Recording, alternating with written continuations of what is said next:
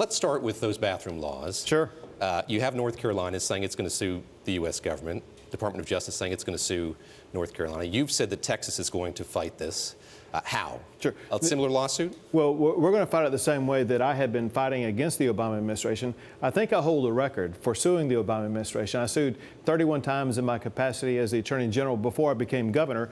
I talk about this issue in my new book, Broken But Unbowed. It's the issue about how the Constitution and the federal government has been turned upside down. Here's what happened. Congress has taken several opportunities to weigh in on the transgender bathroom issue, whether or not it should be a part of Title IX, whether or not it should be part of the Civil Rights Act, and each time Congress voted against it. The Obama administration said, Congress, you had a chance to do your job. You didn't do it. We're going to do it.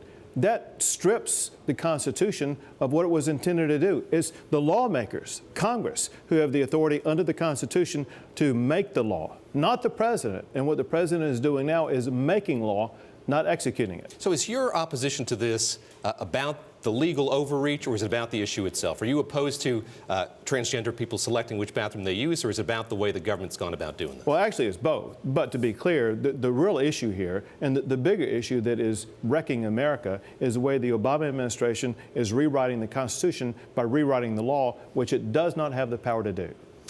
You refer to President Obama as a king in this book. You take issue with his tactics. As you mentioned, you've sued the federal government many times before. We had a decision from the Supreme Court today related to Obamacare. I know you were at the front of suing the federal government over the Affordable Care Act to begin with. What's your reaction to how that decision came down today? In effect saying, we're kicking this back down to the lower courts to sort this out. First, so you'll know, my reference to Obama as a king comes from his lips himself. When he said 20 times he would be acting as a king, as an emperor, that he had no authority to rewrite the immigration laws. And then he rewrote the immigration laws. And so I'm using his own self-descriptor when it comes to rewriting the laws, which is what he's been doing. As it concerns today's decision, obviously it's a good decision for the Little Sisters of the Poor. It's ludicrous to expect the Little Sisters of the Poor to provide abortion-related drugs for their employees. That is not what the law was intended to do, nor should Americans be coerced into providing products